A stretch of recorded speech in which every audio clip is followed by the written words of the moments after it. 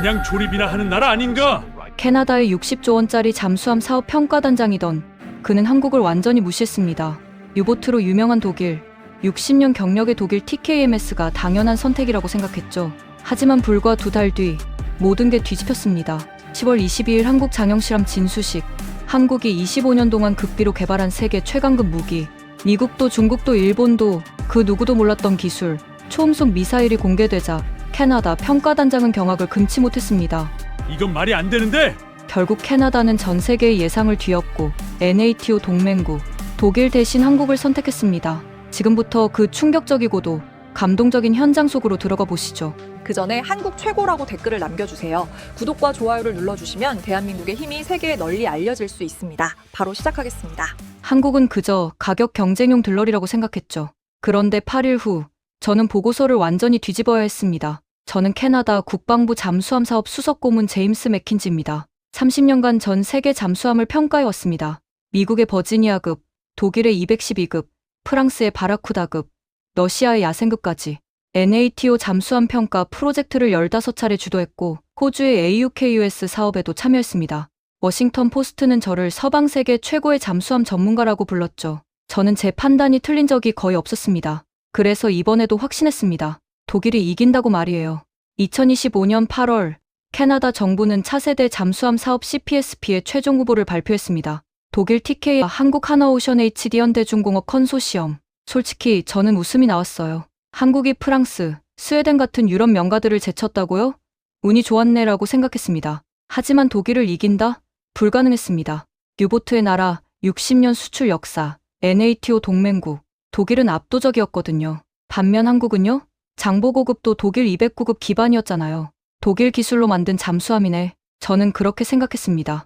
우리 캐나다 평가팀 회의가 있었습니다. 제 동료 데이비드가 물었어요. 제임스, 솔직히 한국은 왜 최종 후보에 올린 거죠? 저는 웃으며 대답했습니다. 가격 비교용이죠. 독일 가격을 깎으려면 경쟁 구도가 필요하잖아요. 다른 동료 사라도 동의했습니다. 한국은 빠르고 저렴한데 60조 원 사업에서 그게 전부일 순 없죠.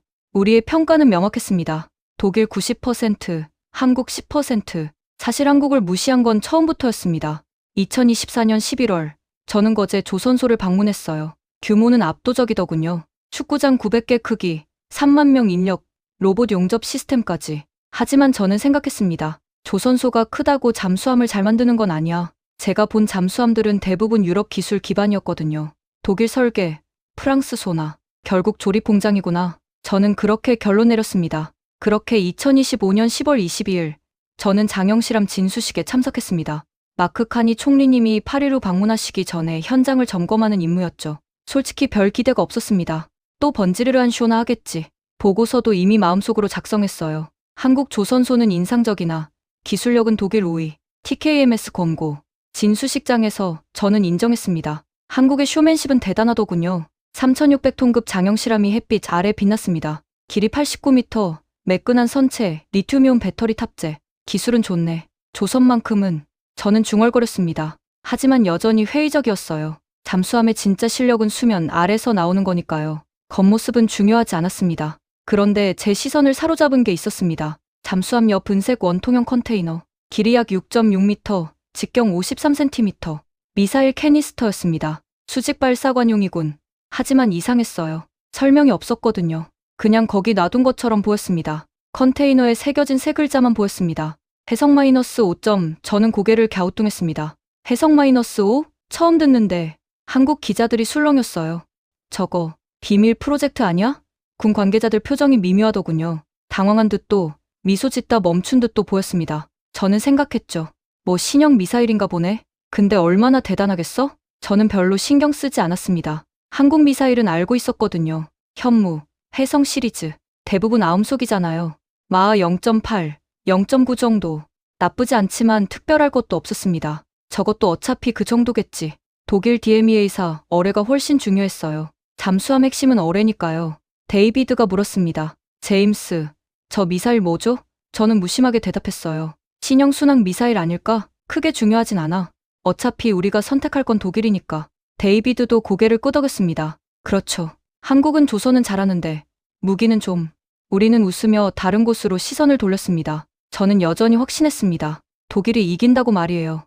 그날 밤 호텔에서 저는 이상한 기분이 들었습니다. 한국 기자들 반응이 머릿속에 맴돌더군요. 왜 저렇게 흥분했을까? 저는 해석 마이너스 검색했습니다. 하지만 아무것도 나오지 않았어요. 국방부 홈페이지에도 방산 뉴스에도 어디에도 없었습니다. 비밀 프로젝트인가? 하지만 곧 고개를 저었습니다. 설마 한국이 뭐 대단한 걸 숨기고 있겠어. 저는 노트북을 덮고 잠들었습니다. 8일 후 마크 카니 총리님이 한국을 방문하시는 날, 저는 그날 아침 제 오만함이 얼마나 큰 실수였는지 깨닫게 됩니다. 해석 마이너스 5는 제가 생각했던 것과 전혀 달랐습니다. 그리고 그 사실은 60조 원 사업의 판도를 완전히 뒤집어 놓을 것이었습니다. 8일이 지났습니다. 하지만 저는 여전히 독일을 선택할 생각이었습니다. 해석 마이너스 5? 그저 한국이 만든 평범한 순항 미사일일 거라고 생각했죠. 그런데 10월 30일 아침 모든 게 바뀌었습니다. 그날은 마크 카니 총리님이 한국을 방문하시는 날이었습니다. APEC 참석차 경주에 오신 김에 거제 조선소를 둘러보시기로 한 거였죠. 저는 총리님을 수행하며 현장 설명을 담당했습니다. 솔직히 형식적인 방문이라고만 생각했어요. 잠수함 구경하고 악수하고 사진 찍고 끝나겠지. 보고서도 이미 작성해뒀습니다. 한국 조선소는 인상적이나 최종 선택은 독일 권고. 제 결론은 변하지 않았습니다.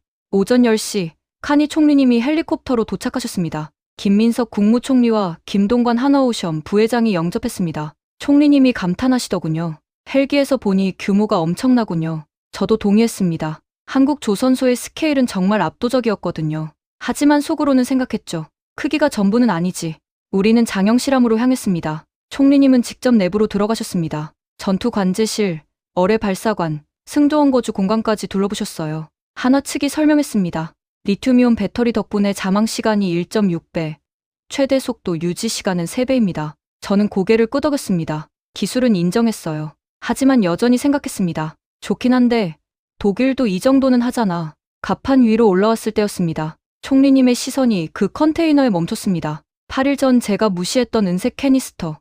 해석 마이너스 5점 총리님이 물으셨습니다. 저건 무엇입니까? 하나 측 담당자가 다가왔습니다. 40대 중반쯤 돼 보이는 남성이었는데 목소리가 참 침착하더군요. 잠수함 발사 순항 미사일입니다. 해석 마이너스 5라고 합니다. 저는 속으로 웃었습니다. 그래, 순항 미사일. 역시 내 예상대로네. 총리님이 다시 물으셨습니다. 성능은 어떻습니까? 그리고 담당자가 말했습니다. 초음속 대함 미사일입니다. 마하 3급 속도를 자랑합니다. 그 순간 저는 제 귀를 의심했습니다. 마하 3. 뭐라고요? 저는 즉각 반응했습니다. 잠깐만요. 지금 마하 3이라고 하셨습니까? 담당자가 미소 지으며 대답했습니다. 네, 맞습니다. 마하 3급입니다. 저는 머리가 하얘지는 걸 느꼈어요. 마하 3. 한국이? 말도 안 되는 소리였습니다. 전 세계에서 초음속 대함 미사일을 만드는 나라가 몇 개나 됩니까? 미국, 러시아, 프랑스, 중국.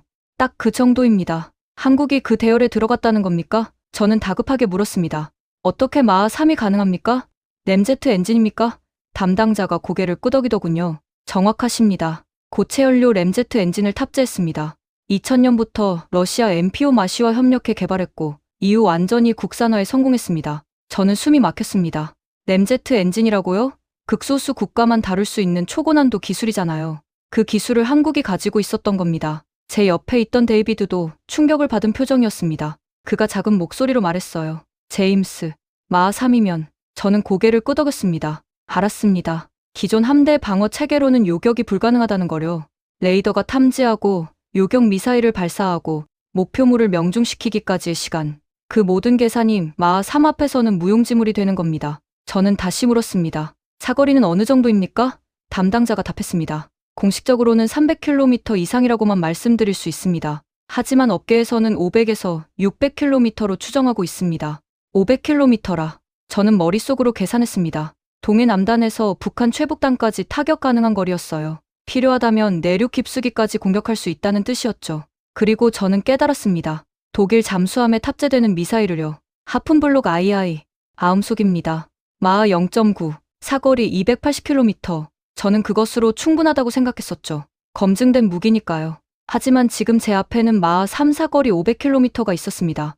이건 비교가 아니었습니다. 격이 달랐어요. 총리님이 물으셨습니다. 제조 단가는 어떻습니까? 담당자가 말했습니다. 약 18억 원입니다. 동급 미사일 대비 45% 저렴합니다. 저는 계산할 필요도 없었습니다. 미국의 LRASM이 30억 원 이상이거든요. 한국 미사일은 훨씬 빠르고 훨씬 멀리 가고 훨씬 저렴했던 겁니다. 담당자가 덧붙였습니다. 그리고 이 미사일의 가장 큰 장점은 소형어입니다. 길이 6.6m, 중량 1.5톤.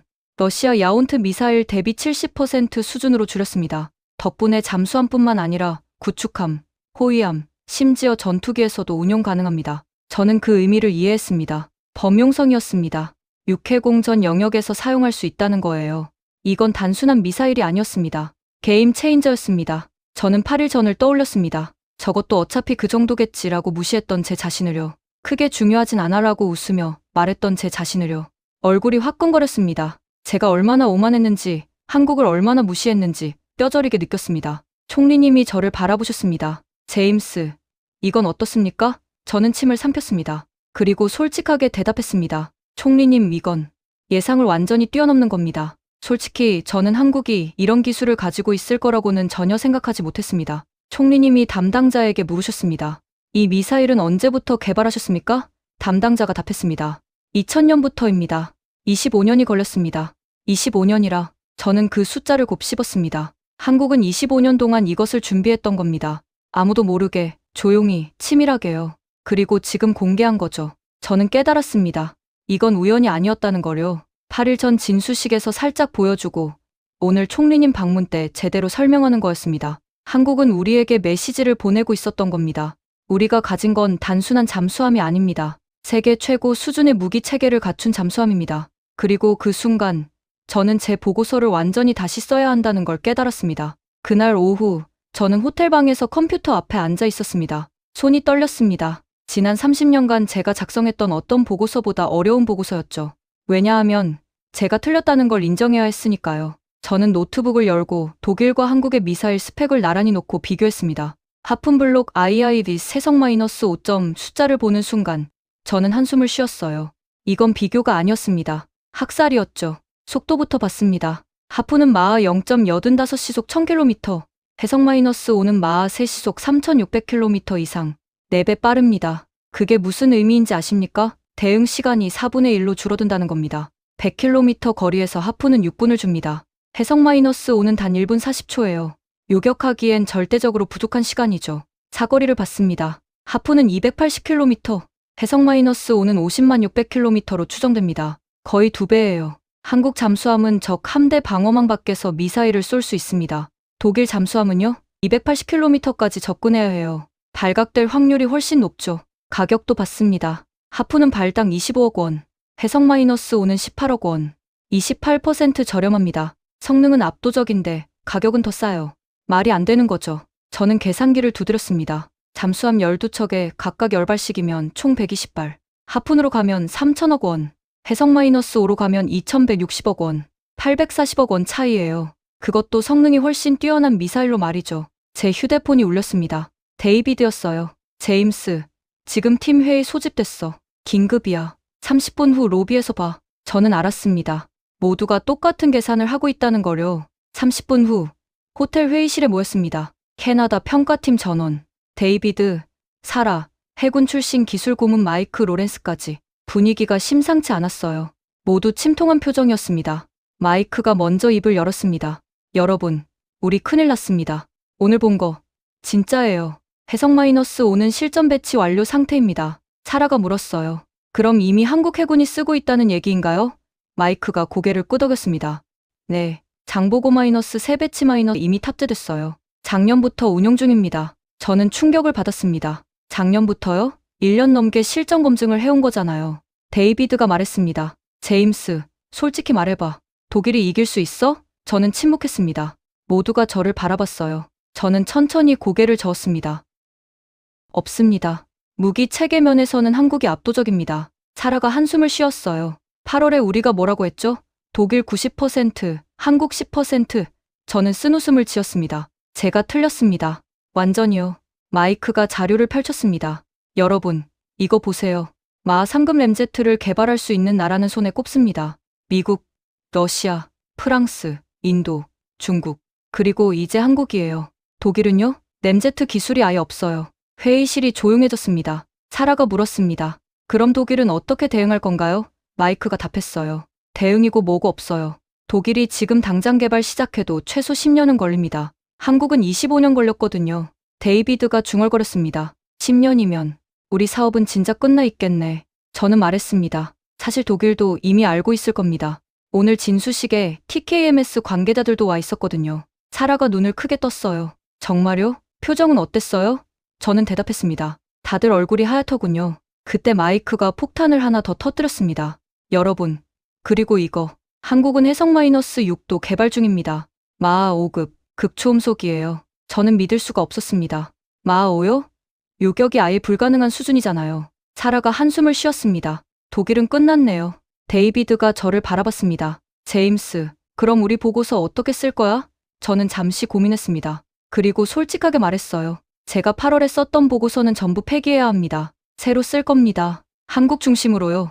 마이크가 고개를 끄덕였습니다. 당연하죠.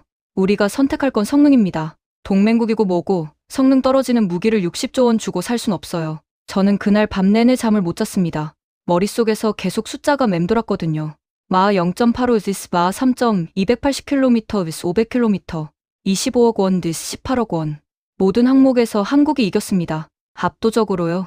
다음날 아침 저는 TKMS 관계자를 로비에서 우연히 마주쳤습니다. 독일인 기술 책임자 헬무트 슈미트였어요. 그는 제게 다가와 쓴웃음을 지었습니다. 제임스, 어제 봤죠? 해성-5점. 저는 고개를 끄덕였어요.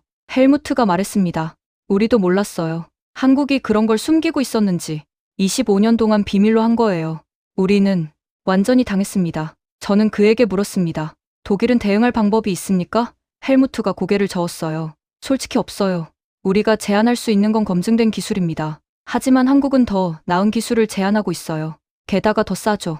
이건 경쟁이 아닙니다. 제임스, 이미 끝난 게임이에요. 그의 목소리에는 패배감이 묻어났습니다. 저는 호텔방으로 돌아와 노트북을 열었습니다. 그리고 제가 8월에 작성했던 보고서 파일을 찾았어요. CPSP 사업 최종 평가, TKMS 우선 추천. 저는 그 파일을 휴지통으로 옮겼습니다. 그리고 새 문서를 열었어요. 제목을 타이핑했습니다. CPSP 사업 재평가 한국 컨소시엄의 게임 체인저, 해성-5점. 제 손가락이 키보드 위에서 멈췄습니다. 그리고 첫 문장을 썼습니다. 본 평가관은 한국의 기술력을 완전히 오판했음을 인정한다. 해성-5는 단순한 신형 미사일이 아니다. 이것은 잠수함 전력의 패러다임을 바꾸는 혁명이다. 저는 계속 타이핑했습니다. 30년 경력의 자존심 같은 건 중요하지 않았어요. 중요한 건 캐나다 해군이 최고의 무기를 갖는 것이었으니까요. 그리고 저는 깨달았습니다. 한국은 단순히 잠수함을 팔려는 게 아니었다는 거려. 한국은 세계에 증명하고 있었습니다. 우리는 더 이상 조립공장이 아닙니다. 우리는 게임 체인저를 만드는 나라입니다. 저는 그날 밤 한국 측으로부터 한 통의 이메일을 받았습니다. 제목은 해성-5 개발사였습니다. 첨부 파일을 열었을 때 저는 25년간의 대장정을 보게 됐습니다. 그리고 저는 깨달았습니다. 이건 단순한 무기 개발이 아니었다는 거려. 이야기는 1999년으로 거슬러 올라갑니다. 그해 8월 러시아 경제가 붕괴했습니다. 루블화 가치는 폭락했고 러시아 방산업체들은 파산 직전이었죠. MPO 마시노스트로에냐? 세계 최고의 초음속 미사일 제작사였던 이 회사도 예외가 아니었습니다. 직원들은 6개월째 월급을 못 받고 있었어요. 그때였습니다. 한국 국방과학연구소 ADD의 연구진이 모스크바에 도착한 건요. 그들은 MPO 마시의 문을 두드렸습니다. 함께 일하고 싶습니다. 러시아는 처음엔 거절했습니다. 한국? 기술도 없는 나라가 뭘 할 수 있겠어? 하지만 한국은 포기하지 않았어요. 그들은 현금을 들고 왔습니다. 달러로요. 월급 6개월 7일 성금으로 지불했죠. MPO 마시의 기술자들은 울었습니다. 당신들은 우리를 살렸어요. 2000년 1월 공동개발 계약이 체결했습니다. 프로젝트 코드명은 천둥이었습니다. 하지만 이 프로젝트는 처음부터 난관의 연속이었습니다. 2003년 미국 CIA가 움직이기 시작했어요. 한국이 러시아와 초음속 미사일을 개발하고 있다. 정보가 워싱턴에 보고됐습니다. 미국은 한국 정부에 압력을 넣었죠. 동맹국인 우리와 상의도 없이 한국 정부는 공식적으로는 프로젝트를 축소하는 척했습니다. 하지만 실제로는 더 깊이 숨겼어요. 극비 중에 극비가 됐습니다. 2005년 6월 17일 대전 ADD 지하 실험실에서 폭발 사고가 발생했습니다. 램제트 엔진 연소 실험 중이었어요. 3명의 연구원이 즉사했습니다. 김태훈 박사 35세, 이승우 선임연구원 32세, 박지민 연구원 28세. 그들의 이름은 공개되지 않았습니다. 유가족들은 사고사라는 말만 들었어요. 국가는 그들을 기억하지 않았습니다. 하지만 동료들은 기억했죠. 실험실 한쪽 벽에 작은 명패가 붙었습니다. 천둥의 용사들. 프로젝트는 멈추지 않았습니다. 2007년 일본 자위대 정보부가 이 프로젝트를 추적하기 시작했습니다. 한국 연구진의 러시아 출장 기록을 분석했어요. 한국이 뭔가 숨기고 있다. 일본은 미국에 정보를 넘겼습니다. 압력이 더 강해졌죠. 한국 정부는 예산을 줄였습니다. 연구진은 절반으로 줄었어요. 하지만 남은 사람들은 더 열심히 일했습니다. 2010년 3월 중국 정보기관 요원이 ADD에 침투했습니다. 한국계 중국인으로 위장한 스파이였어요. 그는 해성 프로젝트 도면을 USB에 담았습니다. 공항으로 향했죠. 하지만 국정원이 그를 체포했습니다. 도면은 회수됐어요. 하지만 이 사건 이후 프로젝트는 더욱더 폐쇄적이 됐습니다. 연구진은 외부와 단절됐죠. 가족들조차 그들이 뭘 하는지 몰랐습니다. 2012년 정권이 바뀌었습니다. 새 정부는 예산을 검토했어요. 이 프로젝트 12년째인데 성과가 뭡니까? 담당 장관이 물었습니다. ADD 소장이 답했어요. 아직 시간이 더 필요합니다. 장관이 화를 냈습니다. 12년 동안 3천억 원을 쏟아부었는데 결과물이 없잖아요. 프로젝트는 폐기 직전까지 갔습니다. 하지만 한 사람이 막아섰어요. 당시 국방부 차관이었던 김영수 예비역 중장이었습니다. 그는 청와대에 직접 보고했어요. 이 프로젝트를 포기하면 우리는 영원히 미국과 러시아에 의존할 겁니다. 제발 3년만 더 주십시오.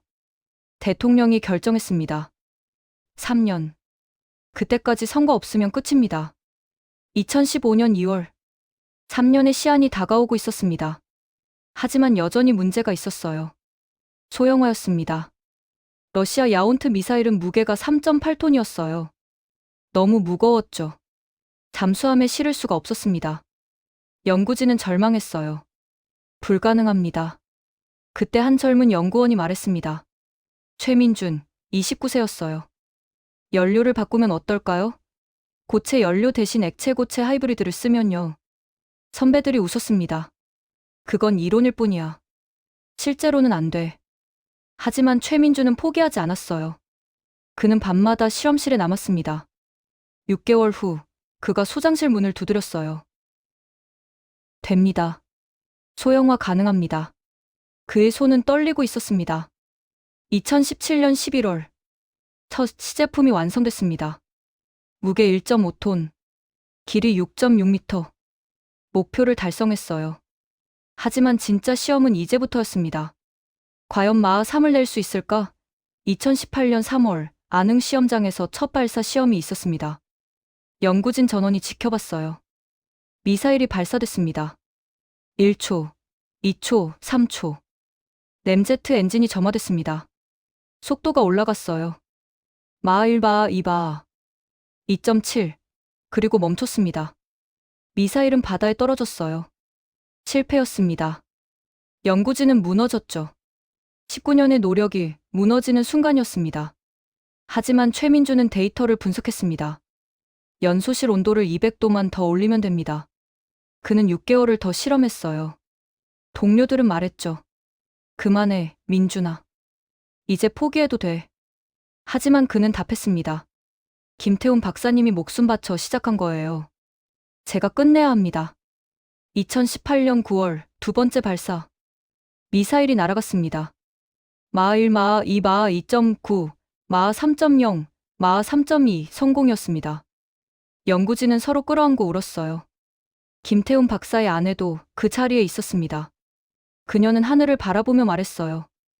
여보, 당신이 꿈꾸던 게 이뤄졌어요. 대한민국이 해냈어요. 2020년부터 2023년까지 양산과 실전 배치가 이루어졌습니다. 한국 해군은 조용히 해성-5를 탑재하기 시작했어요. 아무도 몰랐습니다. 미국도, 일본도, 중국도요. 2024년 말 마침내 결정이 내려졌습니다. 이제 보여줄 때다. 2025년 10월 22일 장영실험 진수식. 해성-5가 세상에 공개됐습니다. 저는 이메일을 다 읽고 나서 한참을 멍하니 앉아 있었습니다. 25년입니다. 3명의 순직자, 수십 번의 실패, 스파이와의 싸움, 예산 삭감 위기, 국제사회의 압력. 그 모든 걸 견디고 이뤄낸 거예요. 미국도, 러시아도, 중국도 함부로 할 수 없었던 한국. 그 한국이 스스로 일어선 겁니다. 저는 깨달았습니다. 이건 단순한 미사일이 아니었다는 걸요. 이건 한국의 의지였습니다. 우리는 더 이상 누구에게도 의존하지 않겠다. 우리 스스로 지키겠다. 그 의지가 해성-5를 만든 겁니다. 그리고 그 의지는 지금도 계속되고 있습니다. 저는 그제야 이해했어요. 왜 한국이 25년 동안 침묵했는지를요. 완벽해질 때까지 기다렸던 겁니다. 이틀 후, 저는 한국 ADD로부터 초청을 받았습니다. 실험실을 직접 보시겠습니까? 저는 망설임 없이 승낙했습니다. 대전으로 향하는 차 안에서 저는 긴장했어요. 오전 9시 국방과학연구소 정문에 도착했습니다. 보안이 삼엄했어요. 제 여권을 확인하고 지문을 채취하고 얼굴을 촬영했습니다. 휴대폰과 카메라는 물론 압수됐어요. 심지어 스마트워치까지 맡겨야 했죠. 보안 요원이 말했습니다. 이곳에서 보시는 모든 것은 국가 기밀입니다. 외부 유출 시 형사 처벌 대상입니다.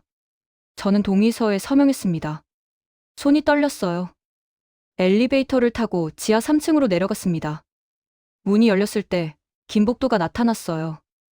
양쪽 벽은 두꺼운 콘크리트. 폭발 방호벽이었죠. 2005년 사고 이후 재건축했습니다. 이젠 더 안전해요. 안내 연구원이 말했습니다. 복도를 걸으며 저는 한쪽 벽에 작은 명패를 발견했어요. 멈춰 섰습니다. 천둥의 용사들.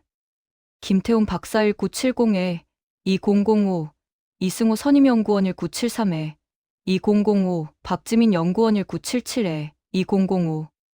당신들의 희생을 기억합니다. 그 아래 작은 사진 3장이 액자에 담겨 있었습니다. 젊은 얼굴들이었어요. 웃고 있었습니다. 저는 가슴이 먹먹해졌습니다. 이들은 35세, 32세, 28세에 죽었어요. 저는 고개를 숙여 묵념했습니다. 연구원이 조용히 말했어요. 김태훈 박사님의 딸이 지금 대학생이에요. 공대에 다닙니다. 아버지처럼 되고 싶대요. 저는 아무 말도 할 수 없었습니다. 실험실 문이 열렸습니다. 넓은 공간, 천장 높이가 5m는 됐어요. 중앙에 거대한 은색 물체가 놓여 있었습니다. 해성-5였습니다. 실물을 보는 순간 저는 숨이 멎는 듯 했어요.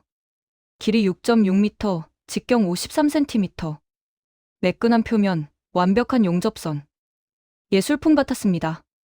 한 남성이 다가왔어요. 제임스 맥킨지 박사님이시죠? 저는 최민준입니다. 해성-5 프로젝트 책임연구원이에요.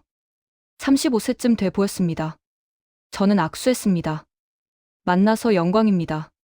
당신이 소형화를 성공시킨 분이시군요. 최민준이 미소 지었어요. 과찬이십니다. 저 혼자 한 게 아니에요. 선배님들이 쌓아온 데이터가 있었죠. 그는 미사일을 가리켰습니다. 직접 보시겠어요? 저는 다가가 미사일 표면을 만졌어요. 차가웠습니다. 하지만 그 차가움 속에서 뜨거움이 느껴졌어요. 25년의 열정이요. 최민준이 설명했습니다. 러시아 야운트는 길이 8.9m, 무게 3.8톤입니다. 우리는 이걸 70% 수준으로 줄여야 했죠. 어떻게 했을까요? 하이브리드 연료입니다. 고체와 액체를 혼합했어요. 연소 효율은 올리고 무게는 줄이고. 하지만 쉽지 않았습니다.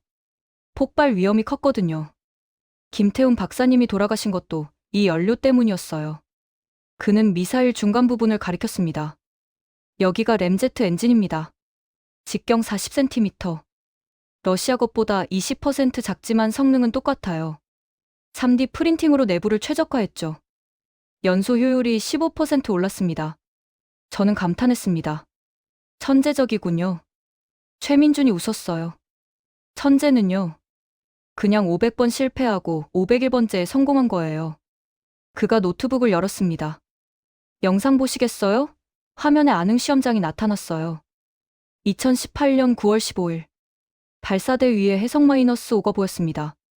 카운트다운. 3위 1점 발사. 미사일이 치솟았습니다. 램제트 엔진 점화. 속도계가 급격히 올라갔어요. 마하 1, 마하 2, 마하 2.5, 마하 3.0, 마하 3.2, 미사일이 수평선 너머로 사라졌습니다. 화면 속에서 환호성이 들렸어요. 연구진들이 서로 끌어안고 울고 있었습니다. 저는 전율을 느꼈어요. 최민준이 영상을 멈췄습니다. 저 장면이 우리에게 뭘 의미하는지 아세요? 19년 동안 실패만 했어요. 그날까지요. 저 발사가 성공하지 못했다면 프로젝트는 끝났을 겁니다. 그의 목소리가 떨렸어요. 김태훈 박사님 아내분도 그 자리에 계셨어요. 성공하는 순간 무릎 꿇고 우셨습니다. 여보, 당신이 옳았어요. 당신의 꿈이 이루어졌어요. 저는 평생 못 잊을 겁니다. 저는 물었어요. 왜 25년 동안 비밀로 했습니까? 최민준이 답했습니다. 완벽해질 때까지 기다린 거예요. 중간에 발표하면 압력이 들어와요. 미국도, 일본도, 중국도 가만 안 있었을 겁니다. 그래서 침묵했죠. 그리고 2025년 10월 22일 세상에 보여준 겁니다. 이게 대한민국의 실력입니다라고요. 그가 실험실 한쪽을 가리켰습니다. 작은 추모 공간. 김태훈 박사의 사진이 걸려 있었어요. 옆에 작업복이 액자에 담겨 있었죠. 연구 노트도 전시돼 있었습니다. 박사님이 마지막으로 쓰신 메모예요. 2005년 6월 17일 폭발 사고 당일 아침에 쓰신 거죠. 저는 다가가 읽었습니다. 오늘 실험이 성공하면 우리는 한 걸음 더 나아간다. 실패해도 괜찮다. 데이터가 쌓인다. 언젠가 우리는 해낼 것이다. 대한민국은 반드시 해낸다. 저는 눈시울이 뜨거워졌습니다. 그는 자신이 그날 죽을 줄 몰랐겠죠. 하지만 그의 믿음은 옳았습니다. 대한민국은 해냈어요. 13년이 더 걸렸지만 해냈습니다. 저는 최민준에게 말했습니다. 당신들은 정말 대단합니다. 저는 한국을 완전히 오해하고 있었어요. 조립공장이라고 생각했습니다. 하지만 당신들은 창조자였어요. 세계 최고 수준의 창조자. 최민준이 고개를 숙였습니다. 과찬이십니다. 우리는 그냥 해야 할 일을 했을 뿐이에요. 우리 스스로를 지키기 위해서요. 저는 그의 손을 잡았습니다. 아닙니다. 당신들은 영웅입니다. 김태훈 박사님도, 이승우 선임님도, 박지민 연구원님도, 그리고 당신도요. 제가 캐나다로 돌아가면 이 이야기를 꼭 전하겠습니다. 한국이 어떻게 이 기적을 만들었는지를요. 실험실을 나서며 저는 다시 한번 천둥의 용사들 명패를 바라봤습니다. 그리고 마음속으로 말했어요. 감사합니다. 당신들의 희생이 헛되지 않았습니다. 대한민국이 증명했습니다. 11월 5일, 저는 인천공항을 떠나 오타와로 돌아왔습니다. 기내에서 저는 노트북을 열고 최종 보고서를 작성했습니다. 제목은 CPSP 사업 최종 권고안 한국 우선 선택이었습니다. 14시간 비행 내내 저는 한 글자 한 글자 신중하게 썼어요. 11월 7일 오전 9시, 오타와 국회의사당. 국방위원회 회의실에 캐나다 정부 주요 인사들이 모였습니다. 마크 카니 총리, 앵거스 탑시 해군사령관, 존 맥도날드 산업부 장관, 그리고 저를 포함한 평가팀. 독일 TKMS와 한국 컨소시엄 양측 대표도 참석했어요. 분위기가 무거웠습니다. 모두가 알고 있었죠. 오늘 결정이 난다는 거려. 회의가 시작됐습니다. 카니 총리가 말씀하셨어요. 여러분, 오늘 우리는 캐나다 해군의 미래를 결정합니다. 60조 원 규모의 사업입니다. 신중해야 합니다. 그리고 저를 바라보셨죠. 제임스, 보고 부탁합니다. 저는 자리에서 일어났습니다. 프레젠테이션을 시작했어요. 첫 슬라이드. 8월 평가 독일 TKMS 우선 권고. 저는 말했습니다. 8월에 저는 독일을 선택하라고 권고했습니다. 그 이유는 명확했죠. 검증된 기술, NATO 동맹, 60년 수출 실적. 회의실이 조용했습니다. 다음 슬라이드. 10월 재평가 한국 우선 권고. 저는 멈췄습니다. 그리고 말했어요. 하지만 저는 틀렸습니다. 한국의 기술력을 완전히 오판했습니다. 저는 해석 -5 스펙을 보여줬습니다. 속도, 사거리, 가격, 소형화. 모든 수치를 독일과 비교했어요. 회의실에서 한숨 소리가 들렸습니다. 독일 대표 헬무트 슈미트의 얼굴이 창백해졌어요. 저는 계속 말했습니다. 한국은 25년 동안 이 무기를 준비했습니다. 3명의 연구원이 순직했습니다. 수십 번의 실패를 견뎠습니다. 그리고 마침내 세계 최고 수준의 무기를 만들어냈습니다. 그때 존 맥도날드 산업부 장관이 손을 들었어요. 제임스, 잠깐만요. 독일은 우리 동맹국입니다. NATO 회원국이죠. 정보 공유, 군사 협력, 모든 게 연결돼 있습니다. 한국은요? 한국은 태평양 반대편 나라예요. 유사시 즉각 지원이 가능할까요? 저는 예상했던 질문이었어요. 답했습니다. 장관님, 동맹도 중요합니다. 하지만 더 중요한 건 성능입니다. 북극해에서 러시아 잠수함과 마주칠 때 우리 승조원을 구하는 건 동맹이 아니라 무기 성능입니다. 독일 측 헬무트가 발언권을 요청했습니다. 카니 총리가 허락하셨어요. 헬무트가 일어났습니다. 총리님 여러분, 저희 TKMS는 캐나다와 오랜 파트너십을 맺고 싶습니다.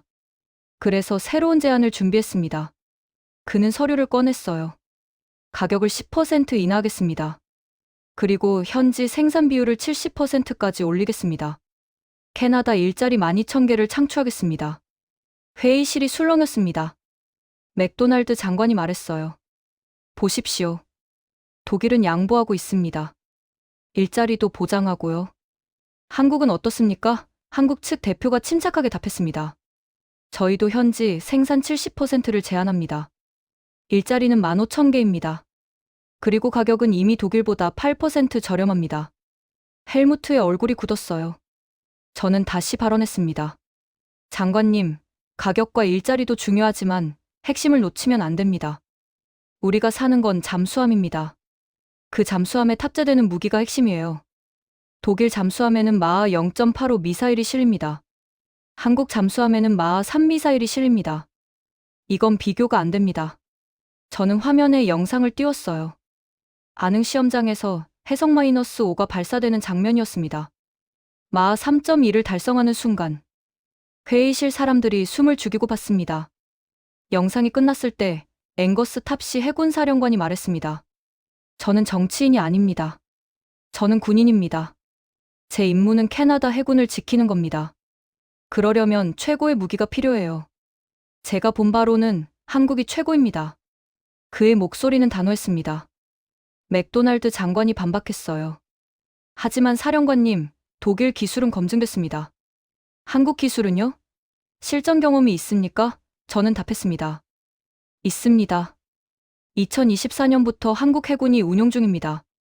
장보고 -3 잠수함에 탑재돼 있어요. 1년 넘게 실전 검증을 마쳤습니다. 맥도날드가 말문이 막혔어요. 카니 총리가 말씀하셨습니다. 제임스, 솔직히 물어보겠습니다. 당신은 30년 경력의 전문가입니다. 당신의 판단을 믿습니다. 한국을 선택해야 합니까? 저는 총리님을 똑바로 바라봤습니다. 그리고 답했어요. 네, 총리님. 한국을 선택해야 합니다. 제 30년 경력을 걸고 말씀드립니다. 한국 잠수함이 캐나다 해군의 미래입니다. 회의실이 조용해졌습니다. 카니 총리가 고개를 끄덕이셨어요. 알겠습니다. 표결하겠습니다. 한국 선택에 찬성하시는 분, 손이 하나씩 올라갔습니다. 앵거스 사령관, 저, 데이비드, 사라, 마이크. 총 7명이 손을 들었어요. 반대하시는 분, 맥도날드 장관과 2명이 손을 들었습니다. 총 3명. 카니 총리가 선언하셨어요. 7대3 한국 컨소시엄을 우선 협상 대상자로 선정합니다. 헬무트가 고개를 숙였습니다. 그는 자리에서 일어나 회의실을 나갔어요. 한국 측 대표들은 서로 악수를 나눴습니다. 하지만 과도한 환호는 없었어요. 그들은 품위를 지켰습니다. 저는 그 모습이 인상적이었어요. 회의가 끝나고 카니 총리가 저를 불렀습니다. 제임스, 고생 많았습니다. 당신의 보고서가 결정적이었어요.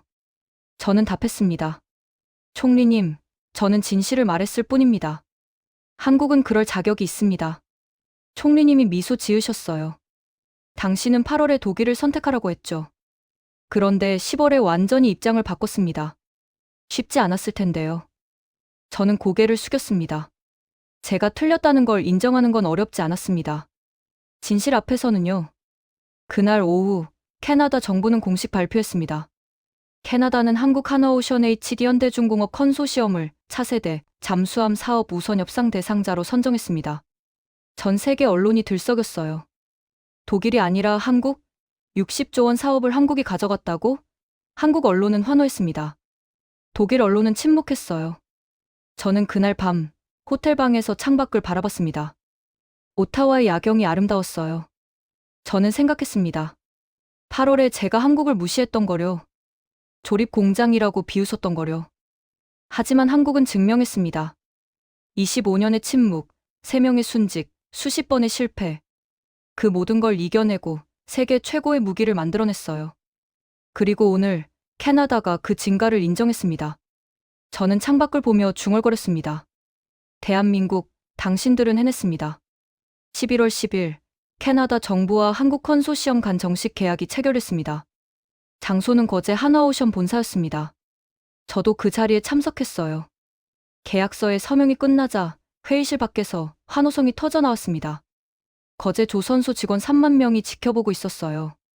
그들은 박수를 치고 환호했습니다. 60조 원 규모, 12척의 잠수함 30년 유지 보수. 캐나다 역사상 최대 방산 계약이었죠. 그리고 한국 입장에서도 역대 최대 잠수함 수출이었습니다. 저는 창밖을 내다봤어요. 공장 건물 옥상에 대형 현수막이 걸려 있었습니다. 대한민국 방산, 세계를 향해 그 아래 직원들이 태극기를 흔들고 있었어요. 저는 가슴이 뭉클했습니다. 계약 체결 후 저는 최민준 연구원을 다시 만났습니다. 그는 눈시울이 붉어져 있었어요. 축하합니다, 민주 씨. 제가 말했습니다. 그가 답했어요. 감사합니다, 박사님. 김태훈 박사님께 보고드리고 싶네요. 박사님의 꿈이 전 세계로 퍼져나간다고요. 저는 그의 어깨를 두드렸습니다. 박사님도 아실 겁니다. 하늘에서 보고 계실 거예요. 하지만 세상의 반응은 한국의 환호와는 달랐습니다. 특히 동아시아가 술렁였어요. 11월 11일 아침, 도쿄. 일본 방위성은 긴급 회의를 소집했습니다. 저는 이 정보를 일본에 있는 제 동료로부터 들었어요. 회의 내용이 일부 언론에 유출됐거든요. 회의장 분위기는 침통했다고 합니다. 한방위성 고위 관료가 말했대요. 한국이 캐나다 사업을 따냈습니다. 60조 원입니다. 우리가 예상했던 것보다 훨씬 심각합니다. 다른 관료가 물었답니다. 한국 잠수함의 무기 체계는 어떻습니까? 첫 번째 관료가 답했대요. 해성-5입니다. 마하 3급 초음속 대함 미사일입니다. 우리는 대응할 수단이 없습니다. 회의실이 조용해졌다고 해요. 그리고 한장성이 말했답니다. 한국은 이제 우리보다 앞섰습니다. 잠수함도 미사일도요. 10년 전만 해도 우리가 한국을 가르쳤는데 이제는 한국이 우리를 앞질렀어요. 일본 정부는 그날 오후 긴급 예산을 편성했습니다. 자위대 무기 현대화에 15조 엔을 투입하기로 했죠. 하지만 전문가들은 회의적이었어요.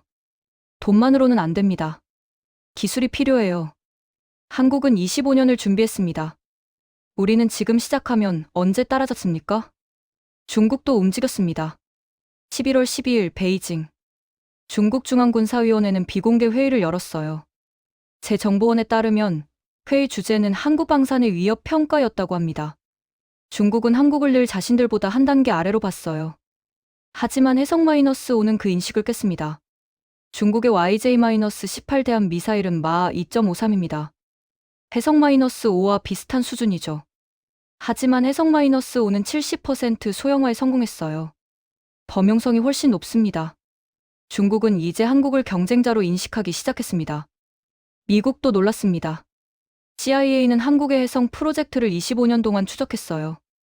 하지만 완성도를 과소평가했습니다. 한 CIA 분석관이 제게 비공식격으로 말했어요.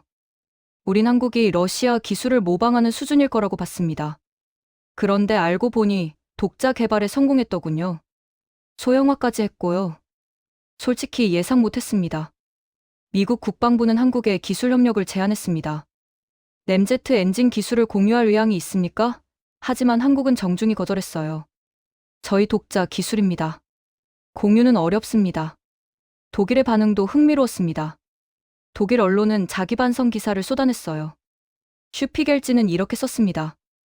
우리는 자만했다. 한국을 과소평가했다. 그 결과 60조 원 계약을 놓쳤다. 프랑크푸르트 알게마인에는 더 신랄했어요. 독일 방사는 과거의 영광에 안주했다. 혁신을 멈췄다. 한국은 25년 동안 준비했다. 우리는 25년 동안 잤다. 헬무트 슈미트는 TKMS를 떠났습니다. 책임을 지고 사임한 거죠. 그는 떠나며 이렇게 말했대요. 한국을 무시한 건 내 책임이다. 하지만 한국은 존경받을 자격이 있다. 그들은 정당하게 이겼다. 그리고 전 세계가 움직이기 시작했습니다.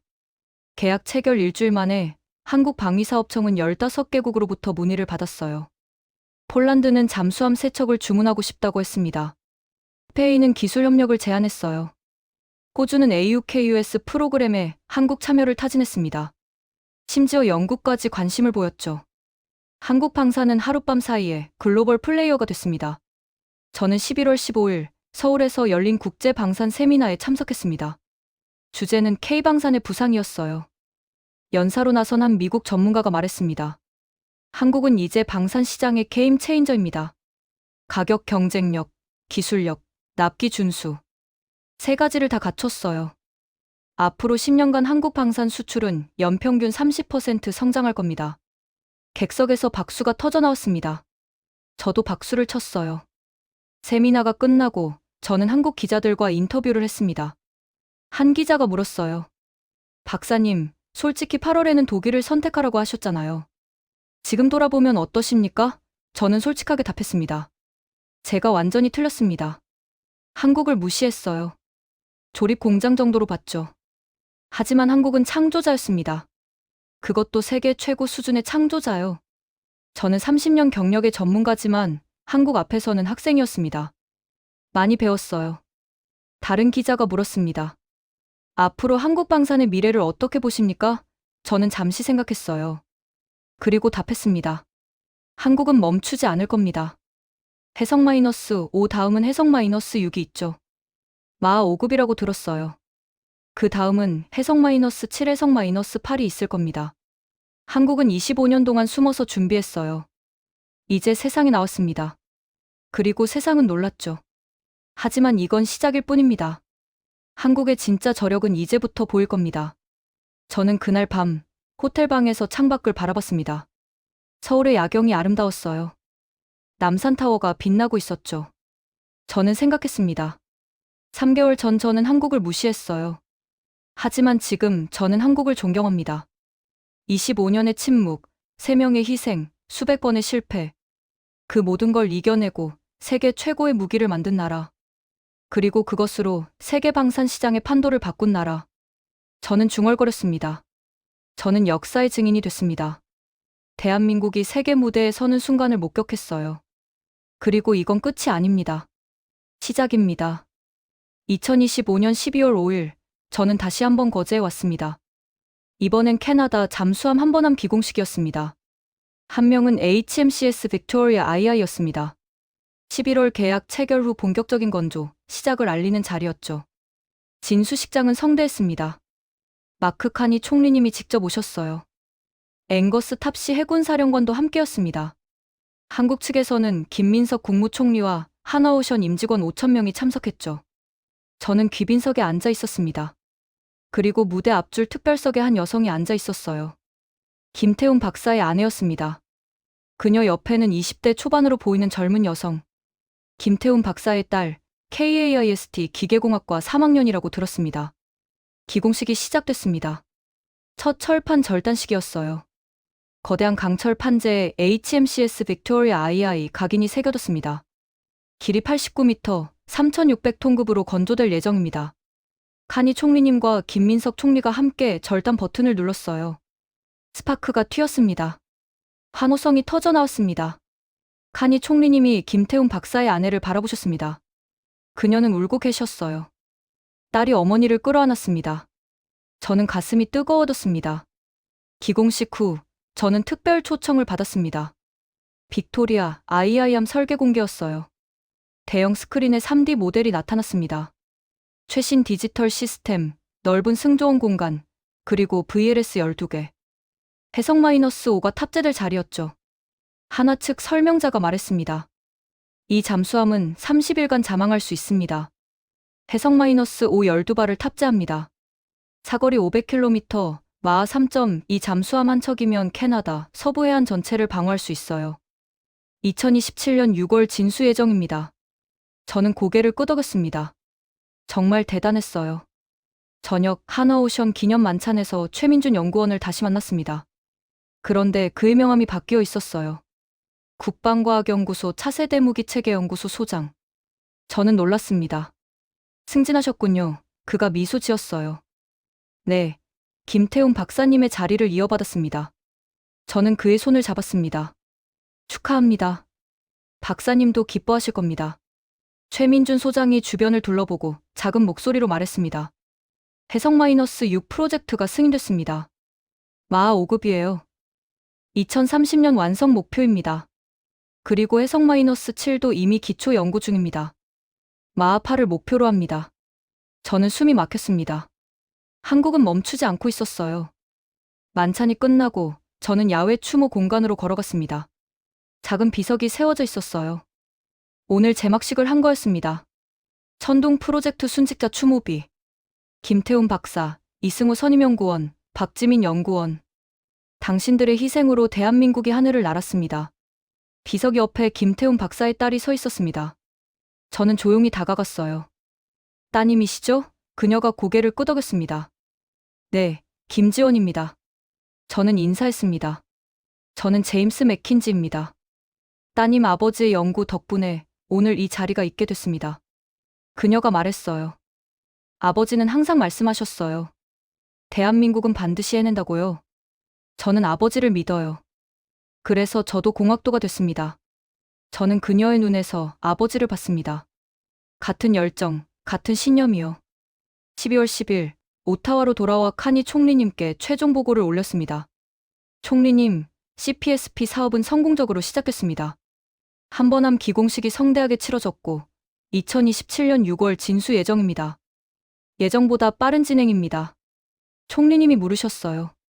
제임스, 당신은 이 프로젝트를 처음부터 끝까지 지켜봤습니다. 소감이 어떻습니까? 저는 잠시 생각했습니다. 그리고 답했어요.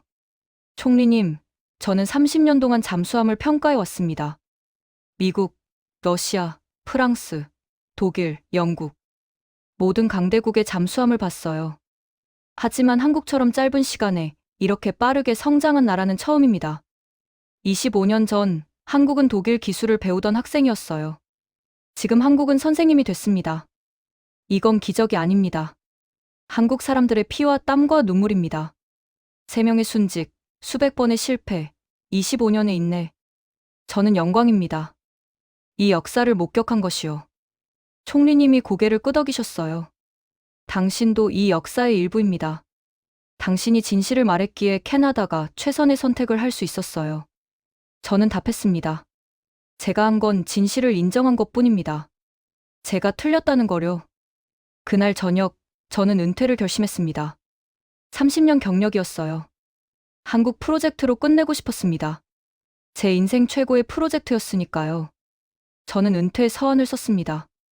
저는 한국과 함께한 마지막 프로젝트를 자랑스럽게 생각합니다. 한국은 저에게 겸손함을 가르쳐 주었습니다. 그리고 불가능은 없다는 것을 보여줬습니다. 저는 마지막으로 최민준 소장에게 편지를 썼습니다. 민준 씨, 당신과 당신의 동료들은 세계에 증명했습니다. 한국은 더 이상 따라가는 나라가 아니라 선도하는 나라라는 것을요. 저는 당신들을 존경합니다. 해성-6, 해성-7, 그 이후에도 계속 전진하십시오. 대한민국의 미래는 밝습니다. 당신들이 증명했으니까요. 여러분, 오늘 이야기가 감동적이었다면 구독과 좋아요 버튼을 꼭 눌러주세요. 대한민국 방산의 자랑스러운 이야기가 전 세계에 더 널리 알려질 수 있습니다. K방산을 응원하신다면 댓글에 대한민국 화이팅이라고 남겨주세요. 여러분의 응원 한마디 한마디가 대한민국을 더욱 강하게 만듭니다. 우리는 하나로 연결되어 있습니다.